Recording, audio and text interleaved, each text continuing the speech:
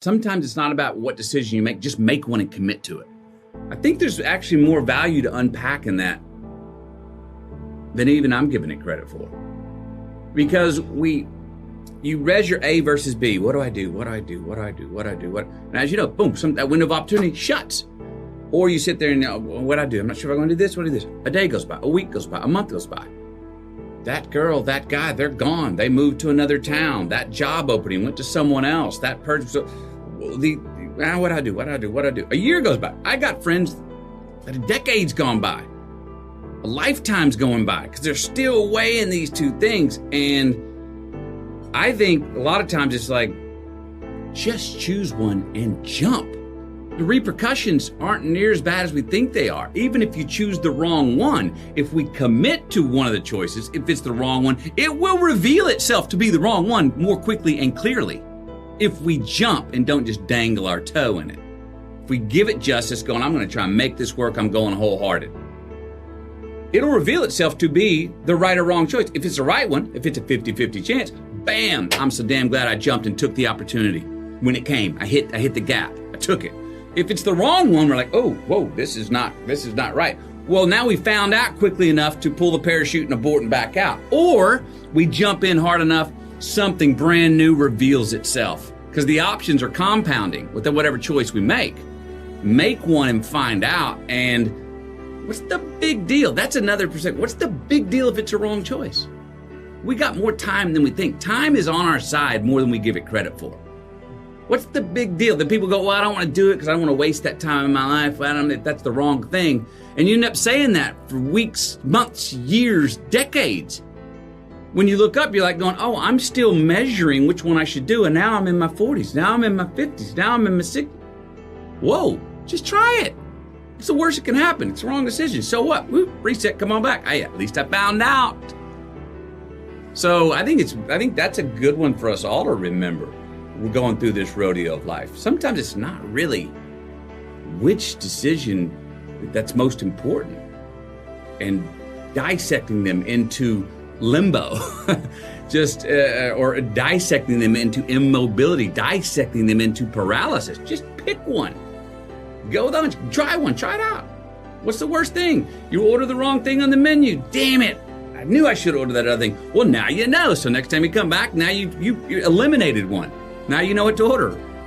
And in my own life and around my own family, we laugh at our warts. We bring them up. We shine lights on them. Where we've been taught, don't get embarrassed about your screw-ups. Let's shine a light on them. Laugh at them and move right on and carry on. That's part of who we are, actually, preferably. And I don't think that's just for, say, me and my immediate family, who I was around. I think that's for most of us. And I think that's a good thing for us all to learn. Those things we cover up. Society tells us to cover up so much. Whatever they are, whether they're warts or demons or whatever, they're going to come out and be revealed sometime in the future. So why not just uncover it and go, here it is. Here's who I am. I'm doing the best I can. I screwed up. I failed over here. I tried this one, but it didn't work out. My bogey, sorry. Whatever those things are, live a little more transparently. And again, in this, if we do that individually, we're also more forgiving and resilient and with ourselves and others. We start taking more responsibility because we're not fearful of the failure. Maybe we start to have more generosity, which all those things lead to more freedom, I do believe. And that's not just for me. I think that is for all of us. So the characters, though, if you look at my last 12 years of work, who have I played? Very men on an island. Men who had their own personal sort of ethos of how they were going through the world. They weren't characters that were following the manners and graces of the mean of the times. They were on the outskirts. They're a bit outsiders. I love their independence. I love their self-sufficiency. I love their will to survive. I love their will to, there's certain inherent sense of optimism of, I'm going to make this work. I'll die for it. Well, if I can find a character that's like, no, what I want, I'm willing to die for. Whoa, that's power. Now, boy, if we can find that kind of thing in life, those non-negotiable things, we're like, non-negotiable. Now, if we're on page 62 and I'm fighting the non-negotiable and I'm gonna die for it, and well, there we go, I'm out. I make it to page 62. That's as far as the movie goes with me. You know what I mean? Or how do I overcome that? I like finding characters that run into great resistance for which to have the opportunity to overcome. I look for that in my own life. Sometimes I think we have to, I know I do, have to create resistance maybe where there's not resistance, because I'm looking around going, kind of skating on easy street right now. Well, sometimes when things are going right and the breeze is at your back, enjoy it, because the uphill's coming. But other times you can look and go, I'm feeling the breeze behind my back. I'm only catching all green lights in my life now because I'm really not taking risks. Well, maybe that's the time to go, I got to create some resistance. I got to reframe. I got to make it a little bit more difficult on myself so I can dig deeper and figure something out about what I want to do that's going to be the right kind of risk, or going to make me feel more alive or turn me on. What did you uncover in your previous journals where younger Matthew is your hero today? Something you had to relearn again, like I already knew that when I was 14 and I'm learning it again at 50.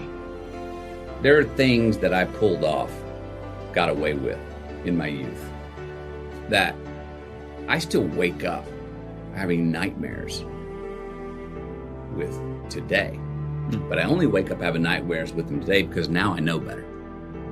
And if I'd have known then what I knew now, I'm afraid I wouldn't have been able to pull a lot of those things off. The ignorance is bliss thing. There were things I pulled off because my ignorance that I look back on like going, dude, you are so lucky. How did you almost got killed. The percentage of you making out of that situation alive, if you went back today, are so low, and were so low then because of your ignorance, because of your singular belief in that you could pull this off without, and you didn't get nervous at the situation where most people would get nervous, or you went with the flow, or you pulled the Bruce Lee sensei time, at the right moment to get out of the jam. I try to keep, as my friend Mark says, and the hero that I had back then is keep the beginner's mind. Because it's great to have knowledge. It's great to have context. At the same time, we see it with our kids all the time. Their lack of context, their lack of not just to blatantly go do it because it's just, I didn't even think it. Why think about it? Don't need to explain it. Just do it. I don't know. I ate the cake because I wanted it. It was sweet. It was right there. Just eat it. Something beautiful about that. More than something beautiful about it. There's something inherently true about that as we grow older, we should not put away as going, oh, that's just youth. Oh, that's just back when you're youth. That's just the thrill of youth. No, we can still have those things. And that's going with full intuition and saying like, I don't give a damn about the consequences. Let me bring this up because I do think I found a consistency in people. In the youth, you're revolutionary, right? 30s, you start to go, some of that stuff mom and dad taught me was right. Start to take a little responsibility. 40s, you kind of cut.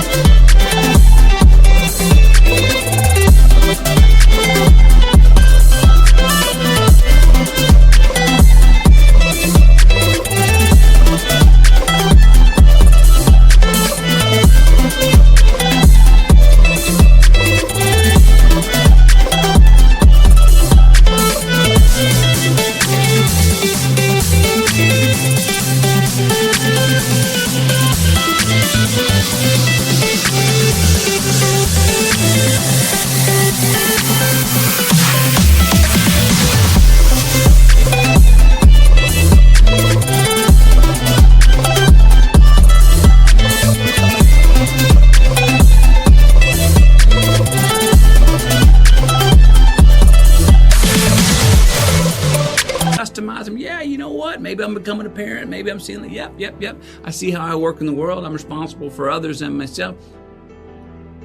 Somewhere in the 60s, it seems like a lot of people go back to being the revolutionary.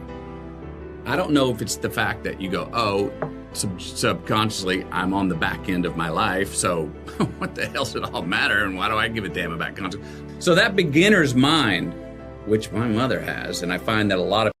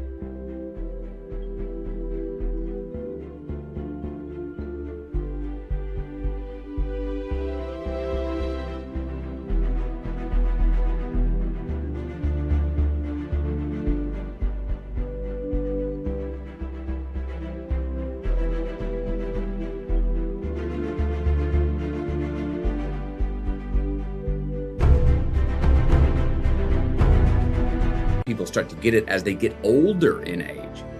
Maybe after their kids are out of the house, or after they're like, well, what does it matter? You know what? I'm just going to do my own thing. I'm about to die or something. Maybe that's in mind. I don't know. But there's a callback. There's a bookend. It seems to me that a lot of life bookends that people start off as that revolutionary beginner's mind. Get conscious, get aware, take responsibilities, create their life, and then all of a sudden at the end go back to, what's it all matter? Let's rock. I don't care the consequences.